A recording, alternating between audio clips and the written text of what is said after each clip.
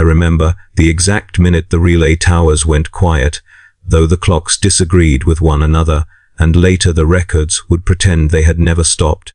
It was during third shift turnover, when the corridors smell of stale incense and boiled recaf, when voices overlap and nothing important is supposed to happen. The Vox hymn that threaded through the hive, soft choral static reminding us we were seen, cut off mid-verse, as if a blade had been drawn through the air. Silence followed, not the clean kind, but a pressure, a weight pressing against the ears. People paused mid-step. A servitor halted with its tray tilted, nutrient paste trembling like a held breath. Then the backup speakers crackled and repeated the opening line again, and again, and again, until the words lost their meaning and became noise. I was an administratum junior clerk then, third grade seal bearer and tolly scribe, assigned to transit oversight. My desk faced a lumen strip that flickered when the power cycled, so my days were measured in brief shadows that passed over my hands. When the Vox failed, the senior clerks assured us it was a minor interruption. They said it the way one says a prayer, carefully, loudly, and with the expectation that saying it would make it true. I watched their hands shake as they stamped the interruption notice, Form 17A, temporary Vox irregularity, wax pooling too thick, the seal's aquila smearing like a wounded bird. Reality, they believed, obeyed ink. Down in the transit tunnels, the air changed first. It grew colder, damp with chemical runoff and rust, a wet metal smell that clung to the throat. The train still ran, of course. Inertia is the truest law of the hive. But the loudspeakers did not update arrivals anymore. They repeated the same prayer. A fragment looped until the machine wore its own voice thin. Workers looked up as they walked, eyes tracking the ceiling, as if the rockcrete itself might answer them. Rust flakes fell like dirty snow, settling on shoulders, on hair, on the open pages of prayer books. I brushed one from my sleeve and left a red smear, like a stigmata. By the end of the hour, the relay towers were officially declared under observation. That meant nothing would change. Observation is a way of absolving oneself of action. The towers stood like spines against the smog-choked sky, their antennae black and crooked, their maintenance lights blinking in a pattern that meant nothing to anyone who could act on it. I filed the observation report with a notation that the silence persisted. The notation required a countersignature. The countersignature required a supervisor. The supervisor was praying. It was not fear of invasion that settled first. We had drills for that, sirens and shutters and the comforting bark of orders. No. The first fear was smaller and colder, that we had become unnoticed. That the great machine beyond our sky had turned its attention elsewhere, that our prayers rose and found no receiver. I had been taught that the Imperium was vast but attentive, that every tithe and tolly mattered because it fed a purpose. The silence suggested a different truth, that attention is a resource, and we had been cut from the budget. The city tried to fill the gap with paper. Notices multiplied on walls and pillars, layered so thick you could peel them like bark. Temporary schedules, revised hymns, instructions on maintaining morale. I was reassigned to assist with dissemination, my hands blackened with ink, my eyes aching from reading the same reassurance phrased 10 different ways. The smell of ink grew sharp and sour, a taste at the back of the tongue that no amount of recycled air could scrub away. Each stamp struck the page like a nail driven into wood. At home, if a hab, cell the size of a coffin, can be called home, I lay awake listening to the building settle. Without the Vox hymn, the hive's true voice emerged, the groan of stressed girders, the drip of condensation, the distant scream of machinery laboring beyond its tolerances. I pressed my ear to the wall and heard my neighbor whispering prayers through the night. The words slurred with exhaustion. I wanted to tell him the clerk said it was minor. I did not trust my voice to carry the lie. On the second day, the backup hymn degraded. Syllables dropped out. The pitch wavered. A tech priest was dispatched, robes stained with oil, optics clicking as they scanned the speaker housings. They pronounced the machines compliant and left a purity seal that peeled within hours. The problem, they said, was upstream. Upstream is another word for nowhere. I recorded their assessment verbatim, my stylus scratching, my handwriting neat because neatness is a form of obedience. By the third day, the queues grew longer. Not for food yet, that came later, but for answers. Citizens gathered beneath the relay towers, craning their necks, hands clasped until knuckles whitened. The towers did not answer. Enforcers arrived to keep the pathways clear, batons held low, faces hidden behind masks that reflected the crowd back at itself. I stood at the edge with my slate, noting unauthorized congregation, feeling the weight of the word unauthorized settle over me like a shroud. I tried to pray. The words tasted wrong without the chorus. Prayer is easier when it is synchronized, when doubt can be drowned in harmony. Alone, each syllable felt exposed, fragile. I confessed small sins to fill the silence. The time I altered a figure to make a report balance. The day I looked away from a man collapsing in the queue, because my break had ended. I waited for the comfort that confession promises. None came. At the end of the week, the senior clerks convened an assembly. They stood beneath banners faded by centuries, their voices amplified by hand-cranked speakers. They told us the relay would be restored. They told us to maintain routine. They told us faith was measured by patience. As they spoke, a lumen strip burst overhead with a sharp pop, showering glass. No one flinched. We were learning how to be still. That night, the backup hymn failed completely. The speakers exhaled static, then nothing. The silence that followed was not empty. It was crowded with the knowledge that no one was listening. I sat at my desk long after my shift ended, staring at the stamp, at the Aquila worn smooth by countless impressions. I pressed it into the ink and brought it down on a blank page, hard enough to bruise my palm. The mark was crooked. I kept that page. I do not know why. Perhaps because it was the first record that acknowledged what we all felt, but would not write that the last Vox hymn had ended, and with it the assurance of being seen. In the Imperium, being seen is everything. When it stops, the darkness does not rush in. It waits, patient as a clerk, until you sign yourself away. The day they turned the ledgers into scripture, they did it with the same calm that had stamped minor interruption onto our fear. I remember the memo as clearly as I remember the smell of the paper, cheap pulp soaked in recycled water, edges already curling from damp. Directive, continuity through accounting.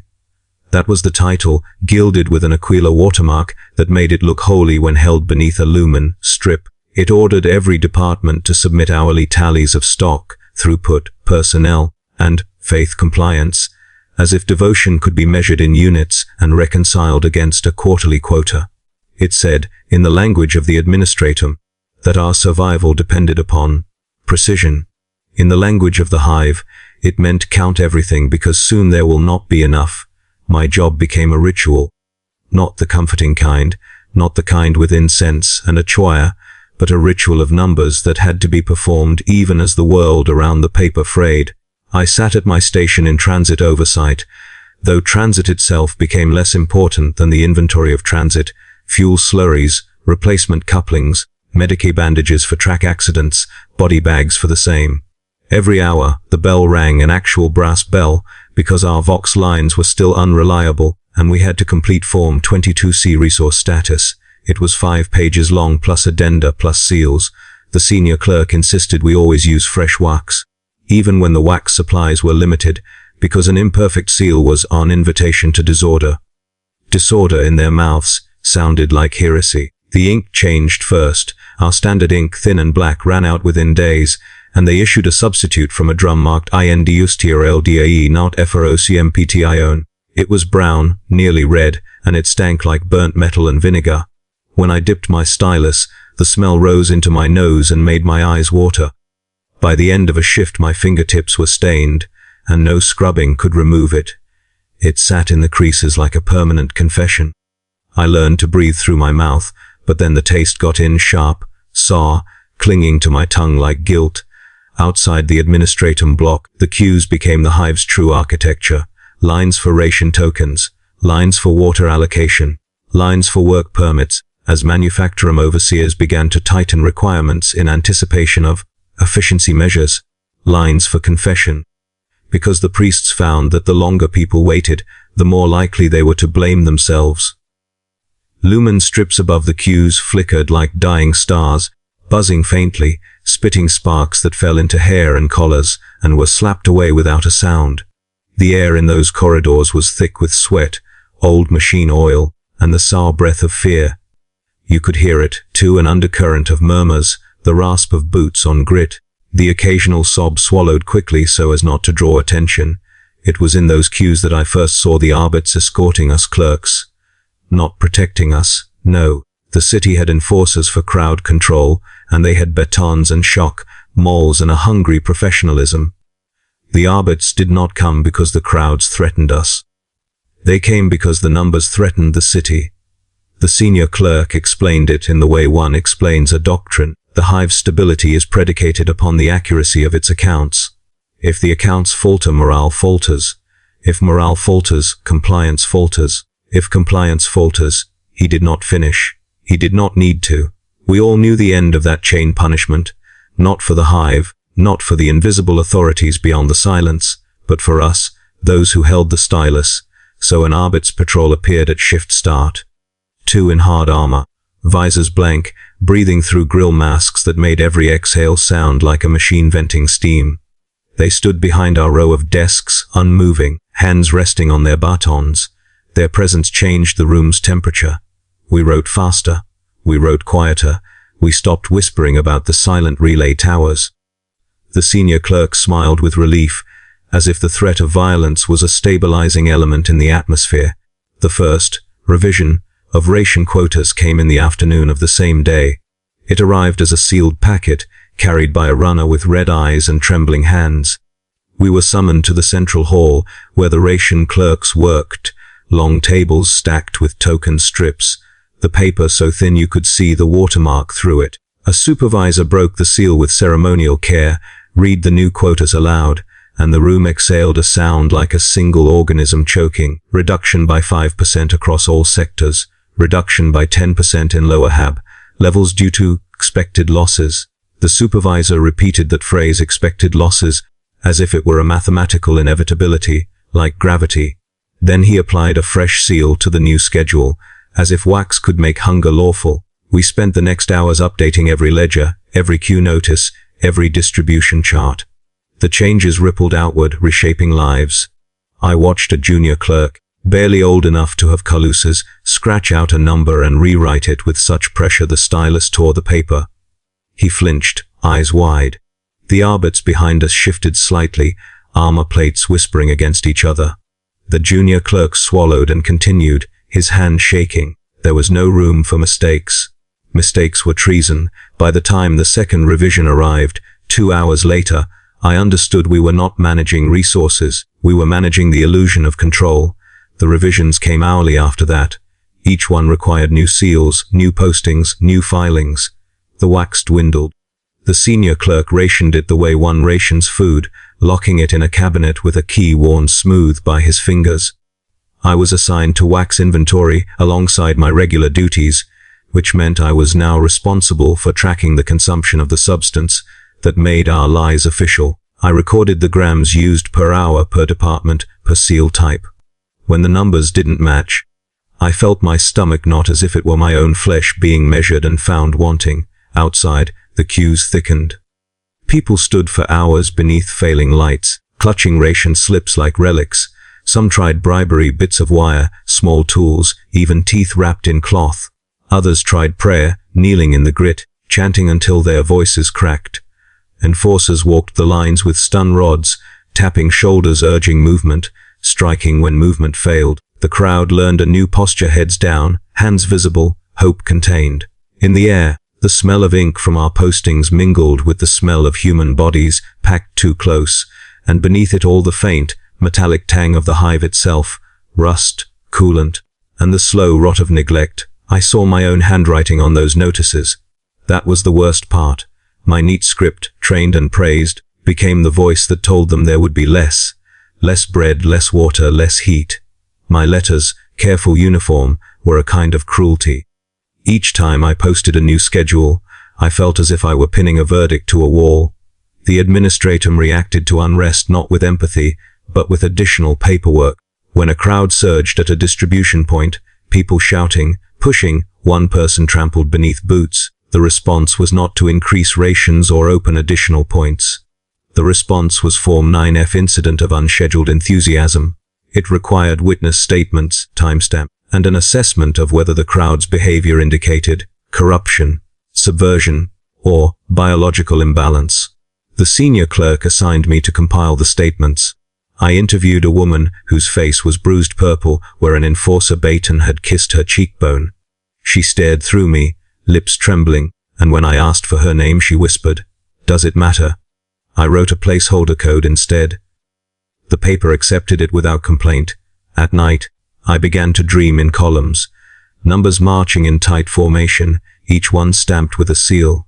I would wake with the taste of ink in my mouth, as if I'd been chewing on forms. The silence beyond the hive's walls pressed against my skull, and I found myself listening for any sign of the Vox hymn's return. It did not. Instead, the hive filled the absence with the scratch of pens, the slap of stamps, the click of a bassy, the steady bureaucratic breathing of a city trying to convince itself it still belonged to something greater. It was during one of those late shifts, under a lumen, strip that buzzed like an insect trapped in glass, that the senior clerk taught me the lesson that would define everything that followed. He held up a ledger thick, bound in stained leather, and ran a finger down a line of figures. "Do you see?" he asked, voice low. "The numbers do not lie. People lie. Machines fail. Faith wavers. But numbers are obedient. They can be made to tell the truth we require." I stared at the page. The figures were neat, balanced, satisfying. They did not show the bruised woman's face. They did not show the crushed body beneath the crowd.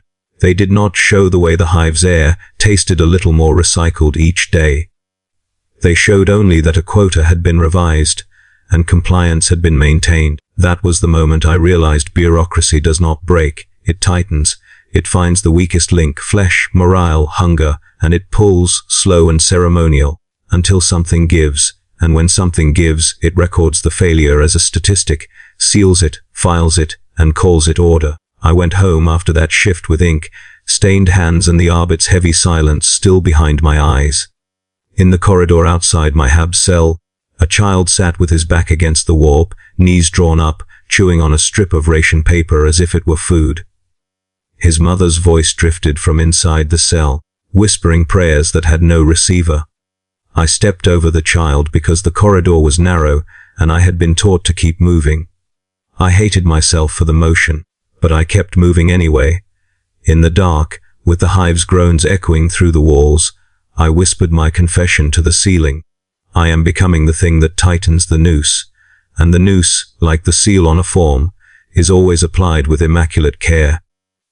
The memo that announced the doubling of corpse starch production arrived folded into a red envelope, the color reserved for things that were not to be debated. It was slid across my desk by a courier who would not meet my eyes.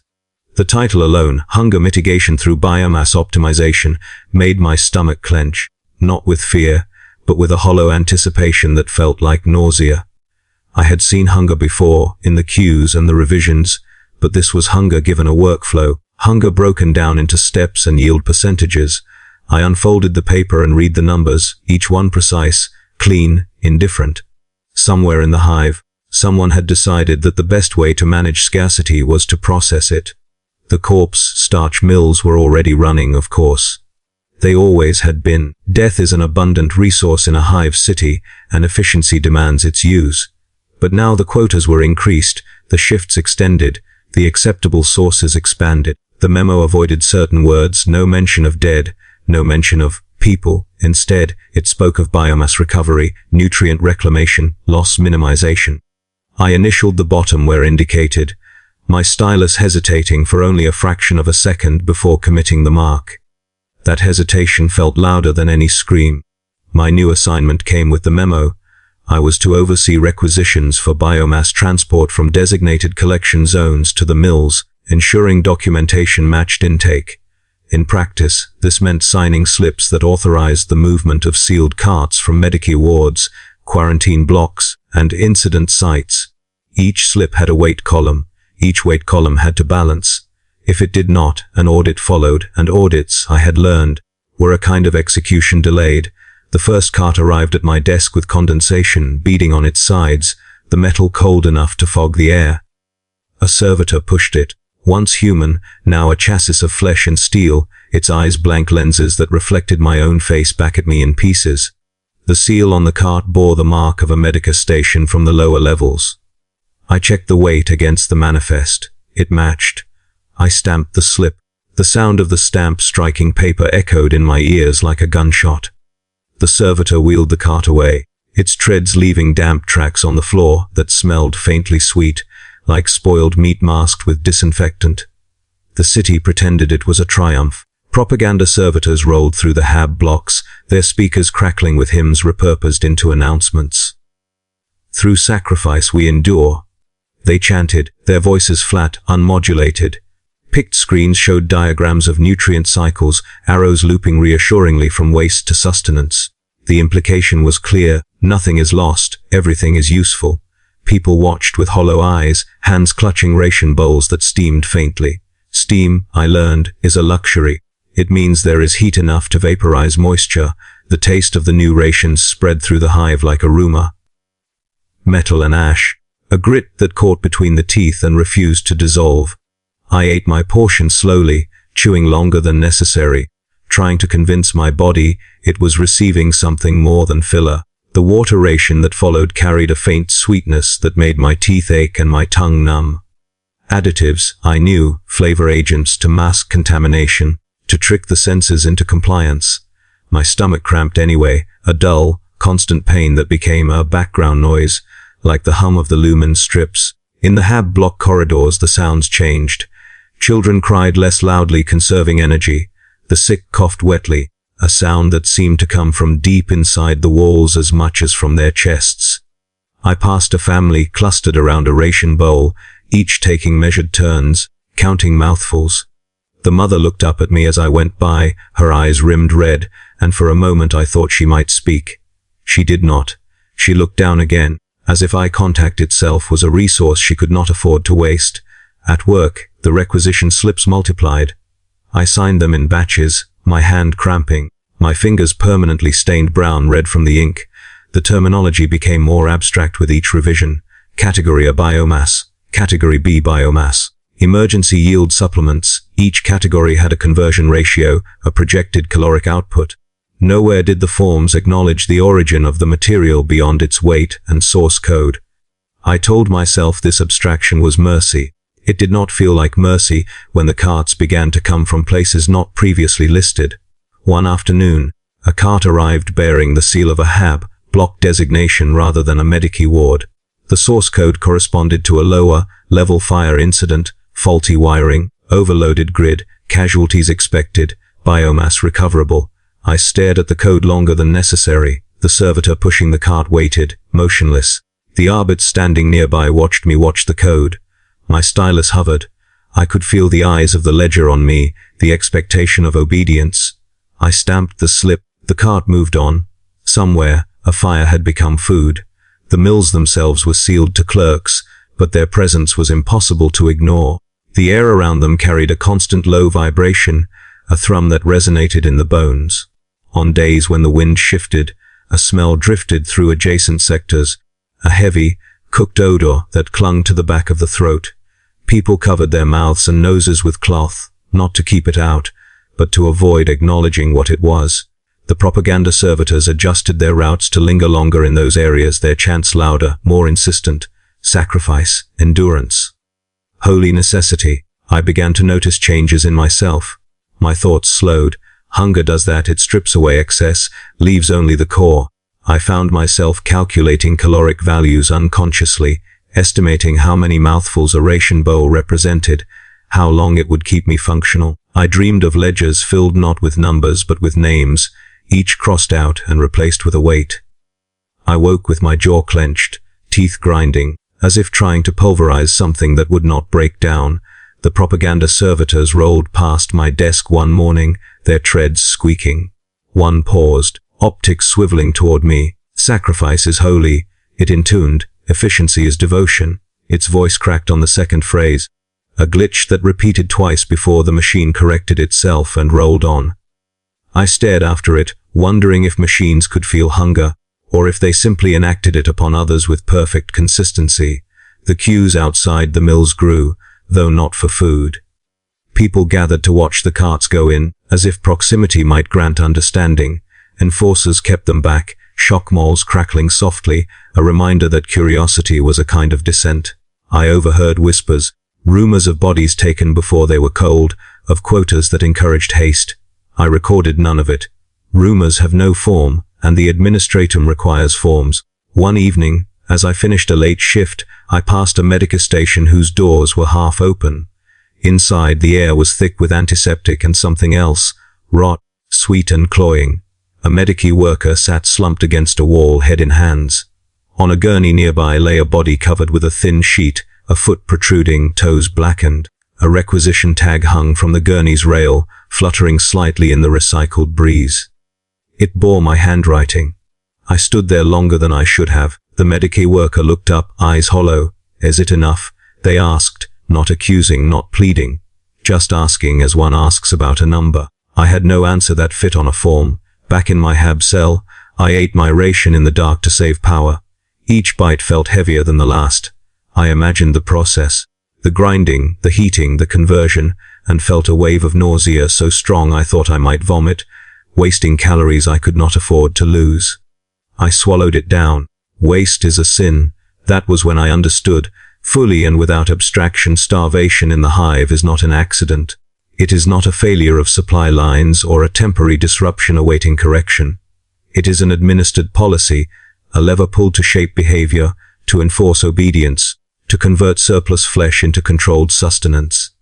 Hunger is not just the absence of food, it is a tool, wielded with the same care as a stamp or a seal. I whispered my confession into the stale air of my cell, my voice barely audible over the hum of failing systems. I confessed that I had become fluent in the language that turns people into weights, suffering into yield. I confessed that I ate anyway. The walls did not answer. The hunger did. Faith fractured quietly at first, like a hairline crack spreading through stone. No alarms announced it. No memo formalized the moment belief split into sanctioned devotion and punishable doubt. It began with bodies in the shrine halls, too many bodies, pressed shoulder to shoulder beneath icons that had not been cleaned in decades. The air there was thick with incense and human breath, sweet smoke failing to mask the sour tang of hunger and unwashed flesh. Candles burned down to pools of wax that crept across the floor like pale parasites, sticking to boots, to hems, to knees bent too long in prayer. I was assigned liaison duty between the ecclesiarchy clerks and the civic enforcers, a position that sounded neutral on paper and felt like standing between two blades. My task was to harmonize messaging, which meant ensuring the words of faith did not interfere with the demands of order. The priests spoke of tests and trials, their voices echoing beneath vaulted ceilings blackened by centuries of soot. They told the crowds that silence was sacred, that the absence of contact was proof of worthiness, a crucible meant to burn away weakness. People listened with eyes too bright, nodding as if agreement might summon answers. But prayer unsupervised is dangerous. The enforcers understood this before the priests did. Where the faithful gathered, the enforcers counted. Where voices rose in unscripted chants, batons tapped shields in quiet warning. I watched as a shrine that had once been a place of scheduled devotion became a market of desperation. People brought offerings not prescribed by doctrine, teeth wrapped in cloth, vials of blood, augmetic parts unscrewed from trembling limbs. They piled them before the altar, whispering bargains instead of prayers. I recorded these gatherings as irregular devotional activity, and felt the words rot as soon as they left my stylus. The priests responded with sermons that grew sharper by the day. Doubt, they said, was heresy wearing the mask of fear. Silence was not abandonment, it was discipline. The faithful were instructed to report neighbors whose prayers deviated from approved litanies. Confession booths filled, not with sinners seeking absolution, but with citizens seeking protection through accusation. The smell of incense mixed with fear, sweat, and old stone, creating a perfume that made my eyes sting. Compliance, I learned, has a scent. The enforcers formalized their role soon after. A bulletin, Form 33D, Enforcement Support for Doctrinal Stability, arrived stamped and sealed. It authorized patrols within shrine halls, scheduled sermons, and corrective measures for unauthorized expressions of faith. I helped post the notices at shrine entrances, my paper covering older prayers etched into the walls. A woman knelt beneath one such notice, lips moving silently. An enforcer tapped her shoulder with a baton, not hard, just enough to remind her where authority now stood. She looked up at me as she rose, eyes searching my face for something, permission, perhaps. I looked away. Public executions returned as if they had never left, their absence revealed in hindsight as a mere administrative pause. The plazas were cleared and marked with chalk circles, their diameters measured and approved. Timetables were posted beside transit notices, executions slotted neatly between maintenance windows and ration distributions. Efficiency demands predictability. I was required to ensure the schedules did not conflict with major devotional events. Order, after all, must not interrupt faith, only shape it. The first execution I witnessed in this new cycle was for doctrinal agitation. The condemned was a man whose sermons in a lower level shrine had promised imminent reconnection, claiming visions he could not substantiate with forms. He was marched to the platform beneath banners depicting judgment and mercy as if they were interchangeable. The crowd gathered quietly, hunger muting outrage. Incense burned in thick clouds, its sweetness fighting the smell of ozone from the execution device. When the switch was thrown, the man's scream cut through the air briefly before being swallowed by the machinery's hum. The crowd did not cheer. They did not weep. They inhaled, exhaled, and adjusted. I recorded the execution as complete, noting time, method, and compliance level of observers. The paper absorbed the ink without comment. The smell lingered in the plaza long after the body was removed, a blend of scorched flesh and sacred smoke that clung to my clothes. I carried it back to the administratum block, into the corridors of ledgers and seals. No one remarked on it. We all smelled the same. Between the priests and the enforcers, I became a courier of contradictions. The priests demanded latitude for miracles. The enforcers demanded containment of hope. I stood between them with my forms like a shield made of paper, each signature a compromise that satisfied no one and punished many. When a priest requested permission for an all-night vigil, citing rising despair, I processed the request through 6 layers of approval. By the time it returned denied, insufficient security, excessive candle consumption, the despair had deepened. As if waiting itself was corrosive, thoughts began to feel taxable. I caught myself censoring not just my words, but the shape of my doubts. When the silence pressed too hard, when I wondered if the Imperium even remembered us, I felt a reflexive tightening in my chest, as if an invisible clerk were marking a tally against me. I prayed only approved prayers, quietly, carefully, counting syllables to ensure compliance. Faith became another ration, measured and distributed by authority. One night, as I finalized schedules for the coming week, a junior clerk approached my desk. Her hands trembled, smudging the ink on her slate. She whispered that her brother had been taken for questioning after asking, aloud, why the Emperor would test a city by starving it. She wanted to know which form to file to get him back. I told her the truth, that there was no form for that. The arbits behind us shifted, armor plates whispering. The junior clerk nodded slowly, thanked me for my time, and returned to her station. The next day, her desk was empty. Her absence was noted as personnel attrition. I signed the acknowledgement. The schism widened as hunger sharpened belief into a weapon. Some clung harder to doctrine, their devotion rigid, brittle. Others abandoned sanctioned faith altogether, whispering prayers to anything that might listen. The enforcers responded with lists of approved hymns, lists of forbidden phrases, lists of individuals to be monitored. I helped compile them, my handwriting neat, my conscience screaming silently beneath layers of training. I began to feel watched even when alone, as if the silence itself were an auditor.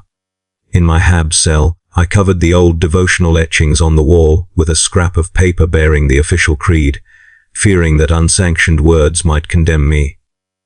I slept lightly, waking at every distant shout, every bootfall in the corridor. The hive felt tense, coiled, a city holding its breath under the weight of doctrine and discipline. In my confessional heart, I knew something irreparable had happened. Faith, once a refuge, had become another arm of administration. Order, once a means, had become an end. Between them people were crushed with immaculate efficiency, their suffering sanctified by seal and sermon alike. I confessed my fear to no one, because even thoughts began to feel taxable, and I had learned what happened to those who could not reconcile their ledgers. The silence beyond the hive remained absolute. No miracle came, no message broke through, only the steady rhythm of enforcement, prayer, and paperwork continued, grinding hope into compliance. I wrote until my hand ached, until the ink dried in its well, until the candles burned down and were not replaced. In the Imperium, when faith and order part ways, it is the people who are torn in two, and the tear is recorded as necessary. Disease announced itself the way everything else did in the hive, quietly, bureaucratically, as a deviation in a column before it became a scream in the corridors. The first notice crossed my desk as a routine variance report from a lower HAB level: elevated absenteeism, reduced manufacturum output, increased Medici intake. The explanation field was filled with a single word stamped in red: hear me, M-I-N-E-N, no specifics.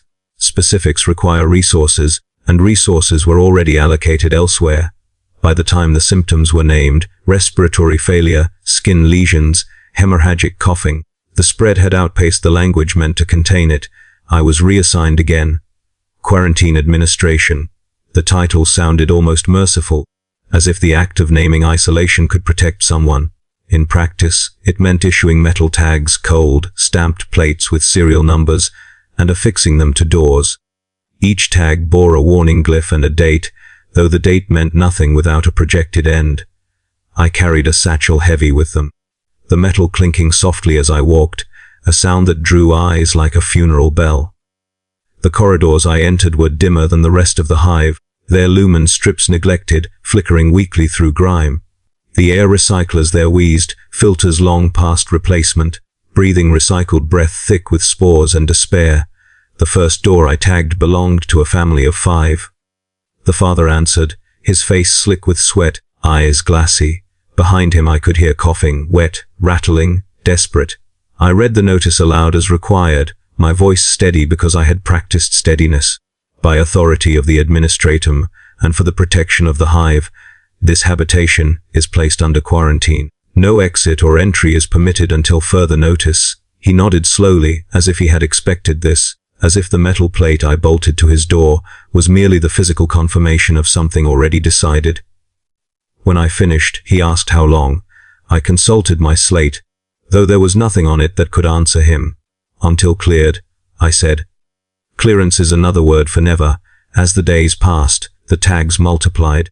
Doors vanished behind warnings, entire corridors sealed with bulkheads that groaned as they closed, cutting off sections of the hive like diseased limbs. From behind those barriers came voices, pleading, shouting, praying. I was instructed not to linger. Lingering invites attachment, and attachment interferes with efficiency. Instead, I recorded status updates: number of occupants, last confirmed movement, audible activity levels. I learned to interpret sounds through metal. 3 coughs close together meant advanced infection. Silence meant either sleep or death. Both were marked the same. The medica stations collapsed under the weight of demand. Antiseptic ran out first, then bandages, then time.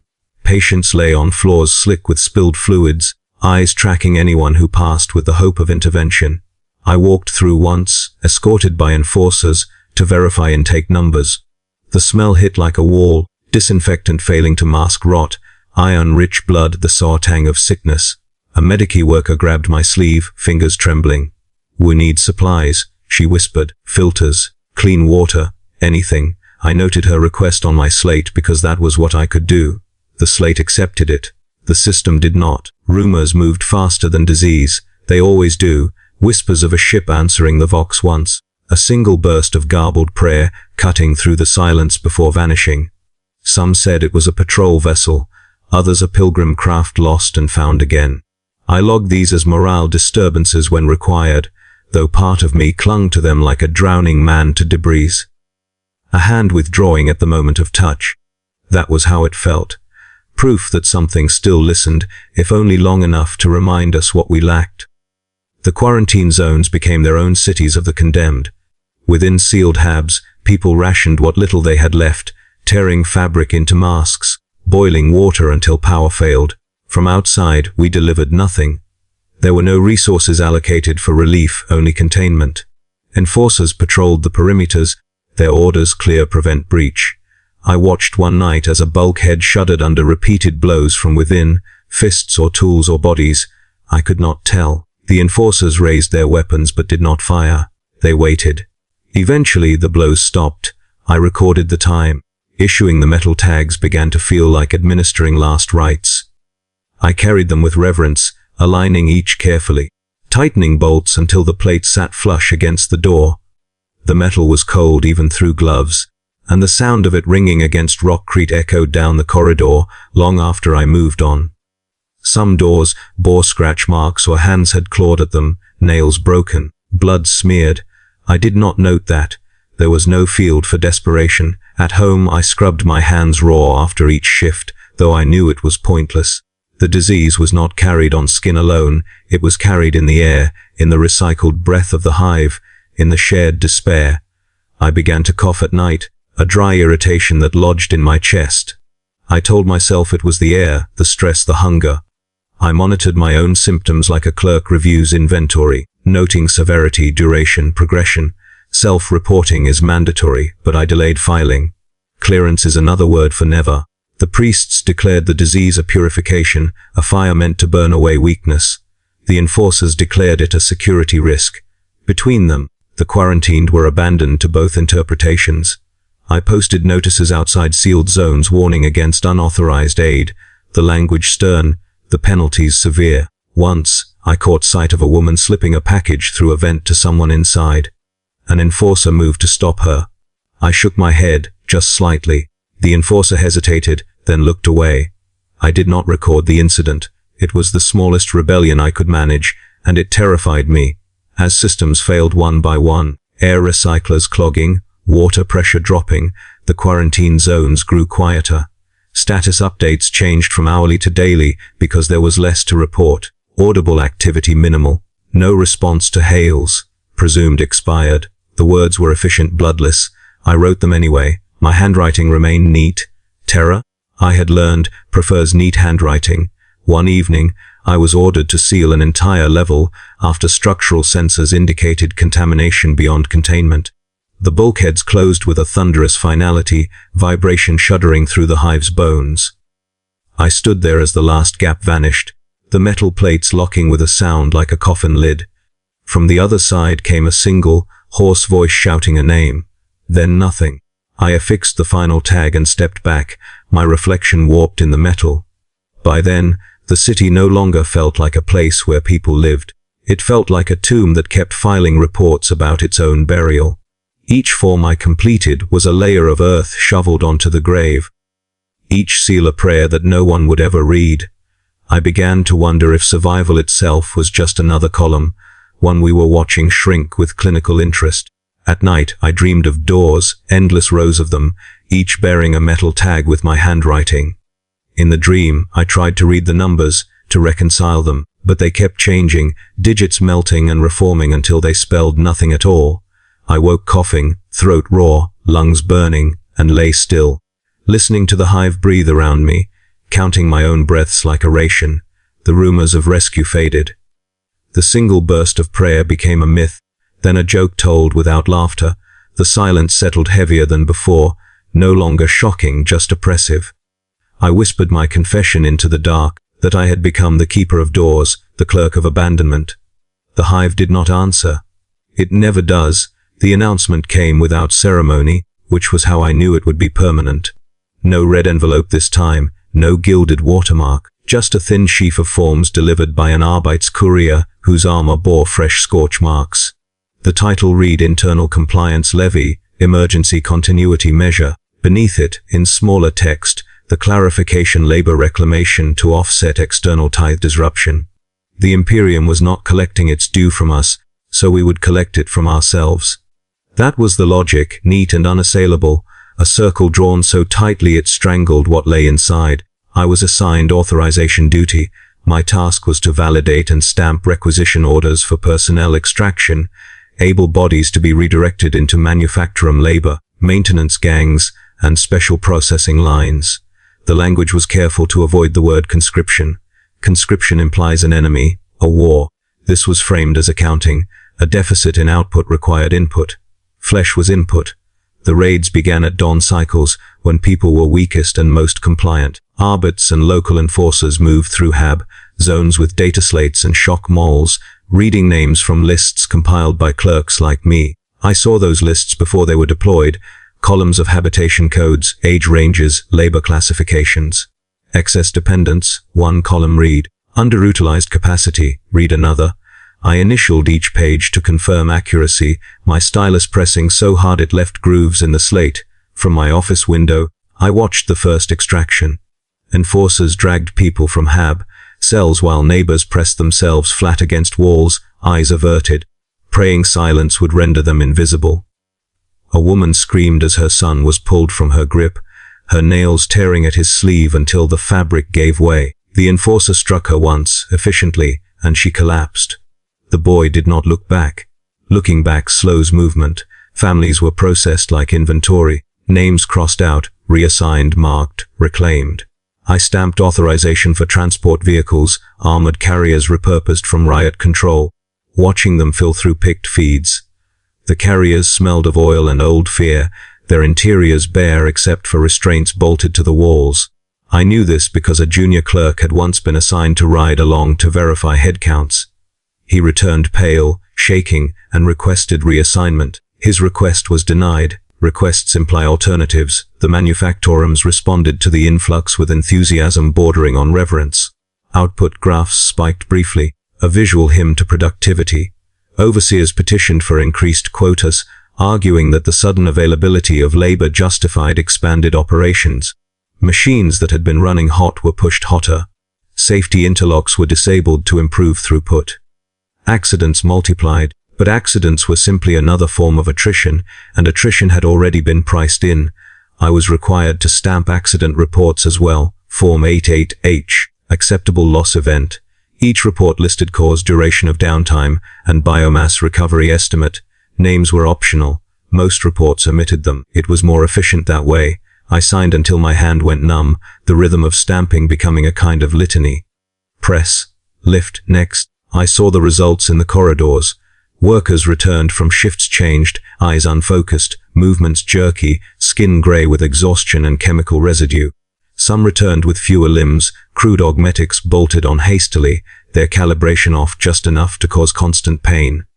Others returned quieter than before, their voices reduced to monosyllables, their expressions flattened by fatigue and fear. They moved to whistles and lights now, conditioned by the manufacturum's demands. I avoided meeting their eyes. Eye contact invites recognition, and recognition invites guilt. The phrase "tear the flesh" circulated in whispers first, then openly, as if naming it could grant some measure of control. The priests tried to sanctify it, delivering sermons about shared burden and holy contribution. They spoke of ancient precedents, of cities that had given everything and been rewarded with remembrance. The enforcers framed it as necessity. I framed it as numbers, because numbers do not tremble. One afternoon, a conscription order crossed my desk bearing a habitation code. I recognized my own block. The list included several names I knew by sight, if not by friendship: the man who repaired lumen strips, the woman who sold ration supplements made of questionable legality, the old veteran who told stories in the corridor at night. My own name was not on the list. I stared at the page longer than necessary, my breath shallow. The Arbit's escort behind me shifted, armor whispering. I stamped the order. The sound echoed louder than usual. That night, the corridor outside my HAB cell was filled with noise, boots, shouts, the crackle of shock moles. I stayed inside, lights off, breathing shallowly, listening as my neighbors were taken. Someone pounded on my door once, a single, desperate knock. I did not answer. I stood on the other side, forehead pressed to the cold metal, as the footsteps moved on. When the corridor fell silent again, I slid down the door and sat on the floor until my legs went numb. Survival felt like theft. The manufacturums began running night cycles exclusively, the constant raw bleeding into every level of the hive. Sleep became a luxury rationed by exhaustion rather than schedule. The air grew hotter, thicker, as systems strained under continuous load. Filters clogged faster than they could be replaced. People coughed black residue, their lungs filling with the byproducts of productivity. I logged air quality deviations daily. The deviations grew. The responses did not. I noticed a change in my own work. My handwriting became smaller, tighter, as if compressing the letters could compress responsibility. I double-checked figures obsessively, terrified of an error that might draw attention. Guilt did not make me brave, it made me meticulous. Terror prefers neat handwriting, and I gave it what it wanted. One day, a requisition crossed my desk marked Special Processing Line. The description was vague. The output listed as classified material. The intake requirements were specific: healthy adults, minimal augmetic interference. I knew what that meant. Everyone did, though no one said it aloud. I hesitated longer than I ever had, my stylus hovering, my pulse pounding in my ears. The arbits behind me cleared his throat, a small sound, but heavy with implication. I stamped the form. After that, something in me closed. Not broke, breaking is dramatic, visible. This was quieter. A compartment sealed, emotions rerouted into manageable channels. I became efficient. I processed forms faster. I stopped reading names altogether, focusing on codes and counts. It was the only way to continue breathing. The hive changed around me. Hab zones thinned. Voices grew fewer. The manufactorums glowed hotter, their furnaces casting a perpetual red haze that bled into the smog. At night, the sky above the spires flickered with industrial lightning, as if the city itself were burning from within. There was no sense of purpose anymore, only momentum. The machine feeding itself with whatever remained. In my confessional moments, alone in the dark, I admitted what I had become. A function, a valve through which flesh passed, converted into labored into output, into nothing that would ever leave the hive. The Imperium did not need us anymore, but the systems we had built still needed fuel. We were feeding a god that could not hear us.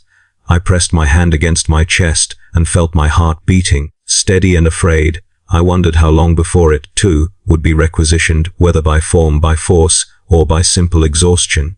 In the Imperium, the tithe is always paid. If not in ships and goods, then in bodies. If not in bodies, then in souls, recorded meticulously until the ink runs dry. The war was never declared. There was no proclamation, no trumpet blare of sirens or banners unfurled across the spires. It simply arrived, like mold creeping across forgotten walls, fed by hunger, silence, and the certainty that no one was coming to stop it. The gangs moved first. Not because they were brave, but because they were already armed, already accustomed to taking what the system denied them. They carved territories out of ration routes and transit hubs, painting symbols in grease and blood to mark ownership. The enforcers called it criminal unrest. The militia called it a call to arms. I called it the moment the paperwork stopped pretending this was temporary. From my desk, I heard the first firefight long before I saw any report.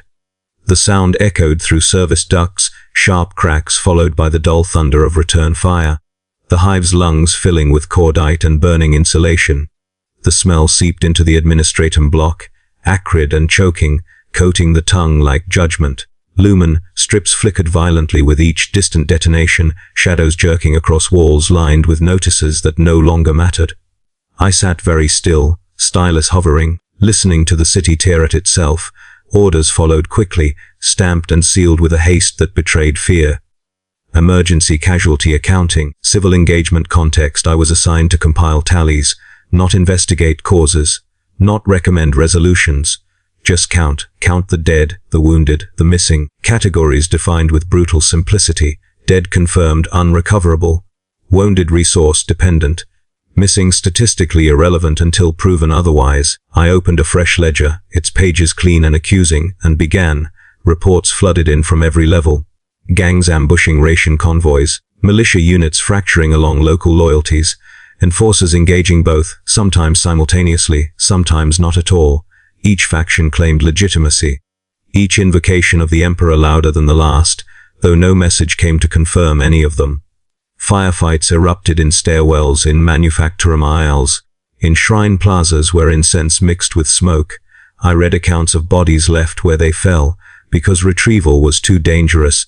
Their heat signatures slowly fading on picked, feeds like prayers losing strength. The numbers climbed faster than the columns allowed. I had to add pages, then appendices, then cross, referenced ledgers just to keep up. My hand cramped, my wrist burning, but I did not stop. Stopping would mean acknowledging the scale of it, and acknowledgement is a luxury.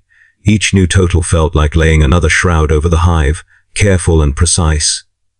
The Arbit stood behind me as always, silent, watching the figures grow. Even they looked tired now, their armor scorched and dented, their movements less crisp.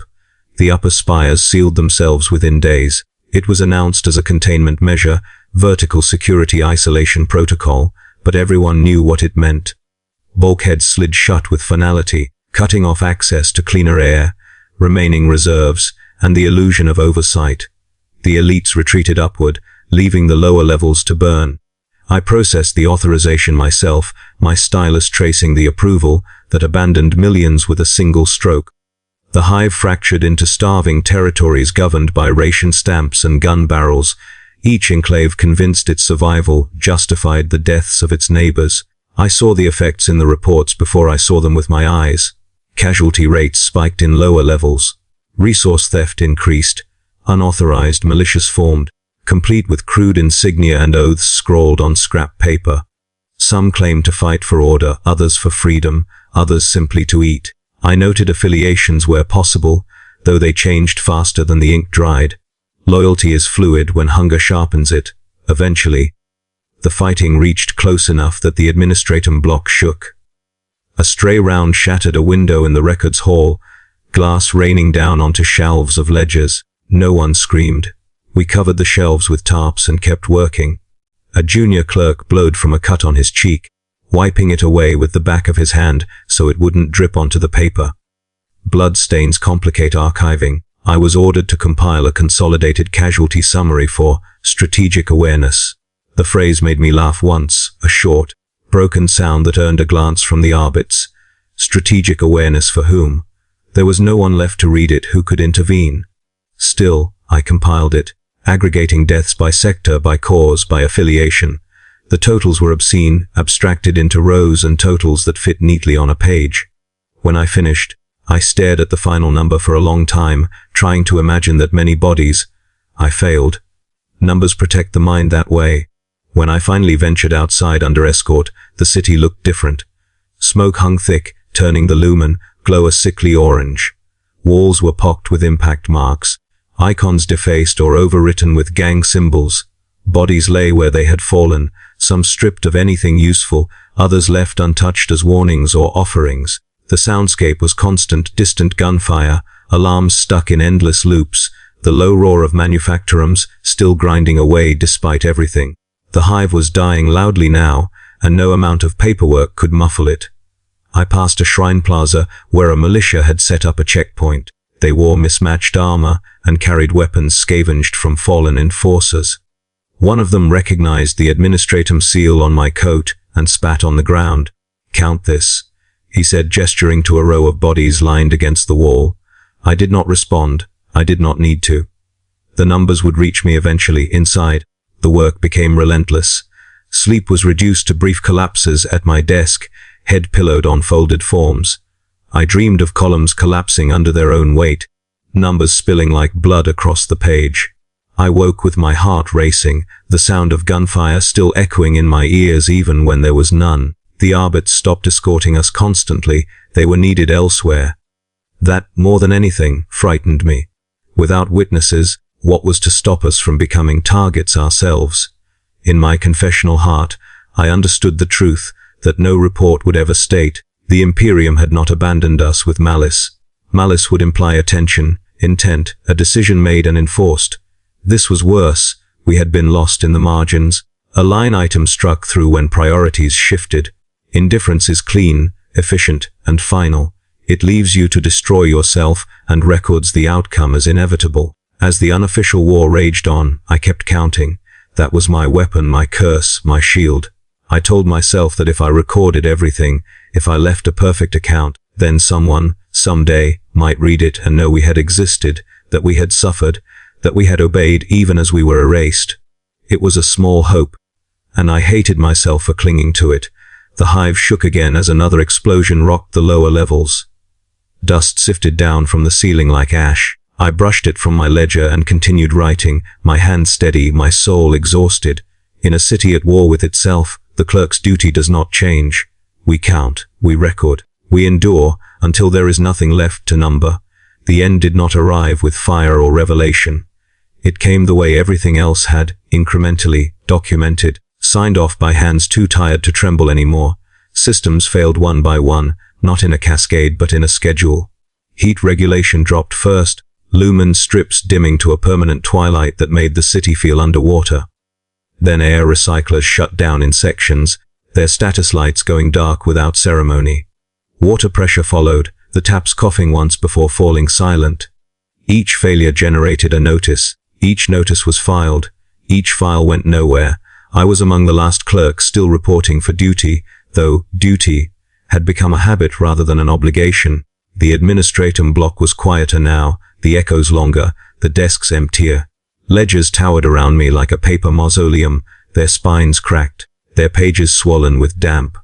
The smell inside the records vault was unmistakable mold, dust, old ink, and the faint metallic tang of ozone from failing power conduits. It smelled like abandonment curated over centuries. The Vox choir died on a day I did not bother to date. The speakers had been hissing for weeks, a low breath-like sound that at least suggested presence. Then even that stopped.